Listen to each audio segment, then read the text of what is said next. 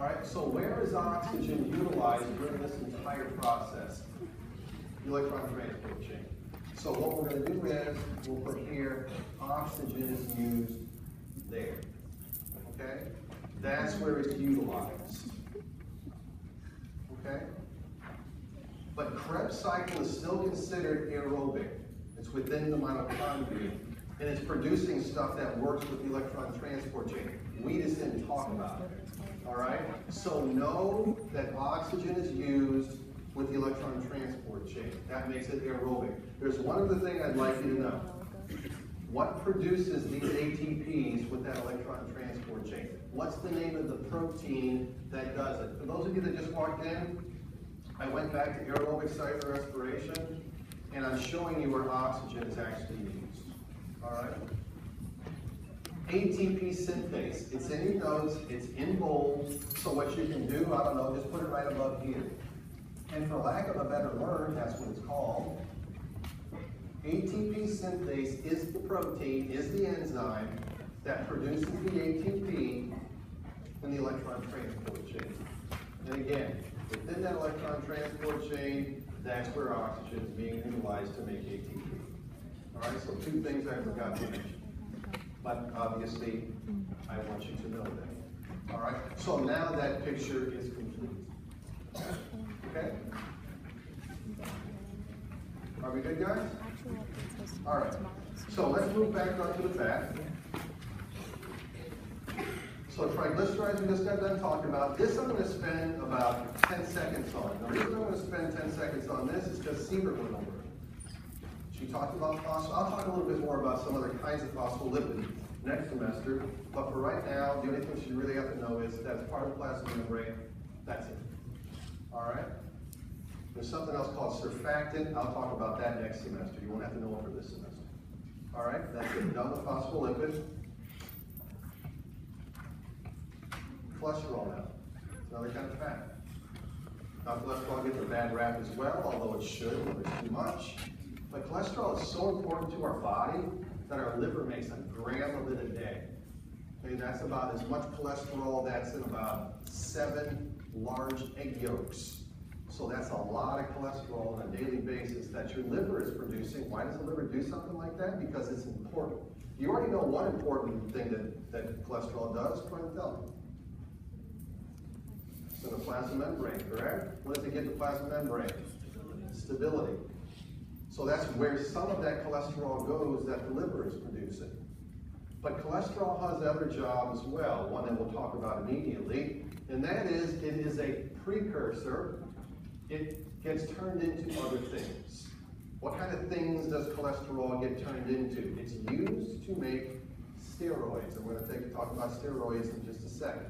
So if you don't have cholesterol, you can't produce steroids in your body. And I'm going to tell you, I'll give you a few examples of steroids that are in your body. All right? What else do I want you to know about cholesterol? I want you to know what good cholesterol is, and I want you to know what the bad cholesterol is. Okay? And this is fairly written in stone here. Okay? There's no ambiguity like there was with saturated and unsaturated fats. So the good cholesterol, and you guys might know this, is HDLs and LDL. HDL is good, LDL is bad. I'll give you an easy way to remember this. HDL is the good cholesterol. I'll tell you why it's good in just a second. Happy starts with H, and so does HDL. All right? So it's good to be happy. L, lethal. LDL, that's the bad cholesterol. Now, why is LDL the bad cholesterol? And by the way, this is cholesterol. It's fat. It needs to be carried. Lipoprotein. So low density lipoprotein, high density lipoprotein. So actually this good cholesterol is not just cholesterol, it's also a protein. Why? Because cholesterol is a fat, it's not soluble in water, and it needs to be carried. So the protein part of that is carrying the cholesterol. Same thing with LDL. Okay? Now, why is LDL bad?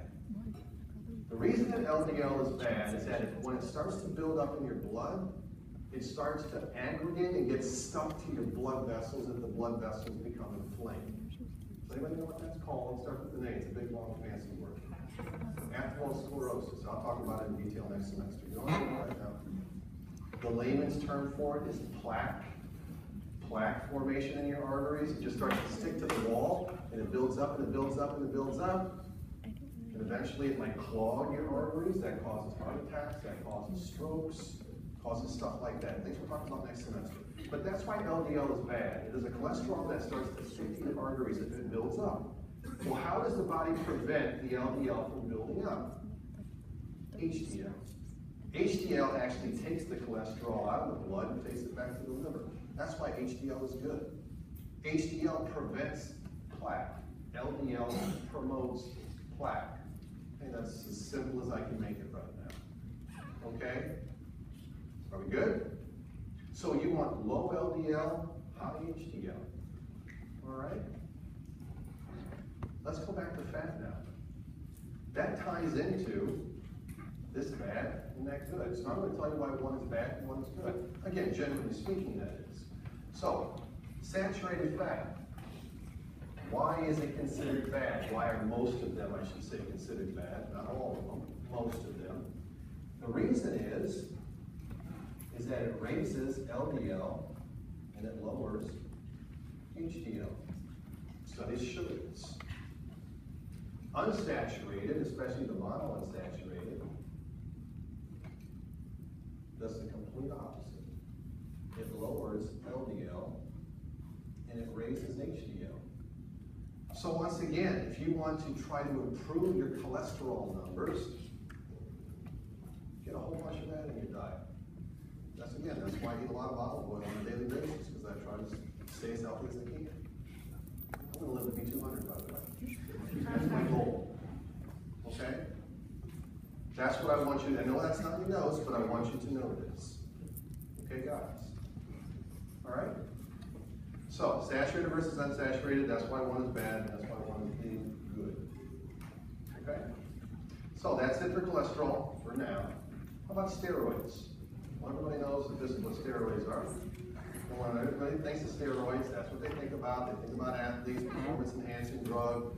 Is that a steroid? Yeah, it's testosterone. That's all they're doing is they're injecting testosterone.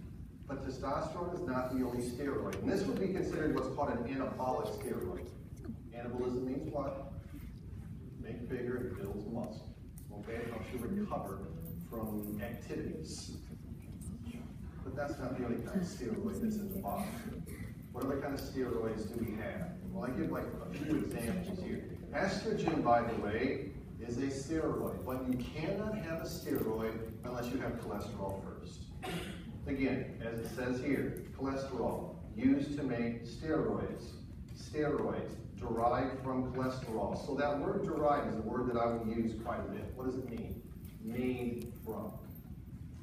So, steroids are made from cholesterol. Steroids are derived from cholesterol. And so I'll most often use the word derived and not made from. Okay, I'll use the more fancy word. Okay? And there are other things that we're going to see that are derived from other types of molecules in just a second. Now, what do you have to know for right now? Really, how steroids come about. They're derived from cholesterol. I know I give you a few examples in the notes. So this is cholesterol right here. I will not put this on the exam because again, not a chemistry class. But here's cholesterol, and then that cholesterol can become estrogen, that cholesterol can become testosterone, that cholesterol can be something called a bile salt, which we'll learn about in detail next semester. Actually, we'll learn about all this stuff next semester. But you need cholesterol first. You need enough cholesterol in your diet where your testosterone levels are going to be low. Your estrogen levels are going to be low. You're not going to be able to make as many bile salts, and bile salts are very important in the digestive system, as we'll see next semester. That's all I need you to know for right now. Okay? Next, and last, eicosanoids. We're going to keep this simple as well. An eicosanoid is also derived from something, a fatty acid. We already talked about fatty acids, right? The fatty acids were part of a triglyceride molecule that can become free. And when they are free, we do stuff with them. So a fatty acid gets turned into one of these 4 eicosanoids. Okay. So we can just do it simply. Let's just do this. Cholesterol, just to be thorough, gets converted into steroids. Fatty acids to eicosanoids. Derived. We just kind of put that word in there so that we can visualize it in our heads as to what derived means. So we have these 4 different kinds of eicosanoids, and they were once fatty acids. In some chemical conversion, it caused them to be converted into this completely different molecule. But they're still fats, by the way. And so, we're going to keep this simple for right now. All I need you to know is that prostaglandins regulate a whole bunch of physiological processes in your body. That's all I need you to know. All right? So, prostaglandins, we're going to talk about them in detail at the beginning of next semester, as a matter of fact. We'll see some of those physiological processes that they regulate next semester. Thromboxane is another type of eicosanoid. This is all I need you to know. I don't need you to know that they're made by platelets, because you might not know what a platelet is. I don't need you to know that they cause platelets to clump together. I don't need you to know that. I do want you to know, however, that they constrict a blood vessel. So blood vessels are tubes. They do this to the tubes. They squeeze them, or they cause them to be squeezed. That's a better way to put it. Okay? And prostacyclins do the complete opposite. That's all I need you to know. I don't need you to know that prostacyclins are produced by endothelial cells, that they prevent platelets from clumping. This will be stuff we talk about next semester. Right now, I picked one of the things that I need you to know. They cause blood vessels to dilate. All right, the complete opposite of a thromboxane is what the prostacyclins do. Okay? And then leukotrienes affect another kind of tube in your body. Not a blood vessel, but an airway. Leukotrienes are known to constrict your airways. If you constrict your airways, what's going to be difficult to do at that point? Breathe. Leukotrienes are implicated in allergic reactions, especially with asthma, for example. Allergic asthma, and I know that there are people in this room with asthma because there's a lot of asthma going around. Not that you're catching it, but I mean a lot of people have it. Is that when you have some type of an allergic reaction, causes your airways to constrict, makes it difficult to breathe. And then what you can do is that you can dilate those airways with another kind of a drug that we'll talk about next semester. Okay? But one of them can be an anti-leukotriene. Okay? That's all I need you to know. You don't need you to know that they sustain inflammatory reactions, that they're involved in allergy. I want you to know they constrict the airway. I want you to know what they do, that specific kind of tube. That's it for now. Okay? Are we good? Done with that. Which time are we? We're good. All right, proteins now. Let's talk about proteins. Now, protein. Carbon, hydrogen, oxygen, just like carbs and fats. Although now we have some additional molecules here. We have nitrogen, we have sulfur in most but not all proteins. I'd like you to know that. What do proteins do? What's the physiology behind proteins? Proteins give your cells structure. I want you to underline that. A lot of times the knee-jerk reaction is when you talk about what the shape of a cell is, and you ask somebody, what gives a cell its shape? The knee-jerk reaction most times is, what do you think? The phospholipid bilayer. Okay? I ask a student that, what gives a cell its shape? They'll say, well, of course it's a phospholipid bilayer. No. What gives you your shape? Does your skin give you your shape? It's your, what, bones and your muscles. That's what gives you your shape. Your skin covers it. Cell's no different. The phospholipid bilayer is just covering the shape of the cell. What gives that cell its shape is the protein underneath it, which makes up the cytoskeleton. You guys know the cytoskeleton is made of protein, so you can talk to you guys about that. So if I ask you at any time on the exam or whatever, what gives a cell its shape? You don't say fat, you say protein, because it's a cytoskeleton. So that's one thing that protein does, is it gives cell its structure, and the structure of the cell needs to be maintained, by the way. You change the shape of the cell, it doesn't work right. Structure, function. What else do proteins do? They regulate a whole mess of stuff in your body. Every enzyme is a protein. I gave you one enzyme already, ATP synthase. That's protein, makes ATP. Hormones, a bunch of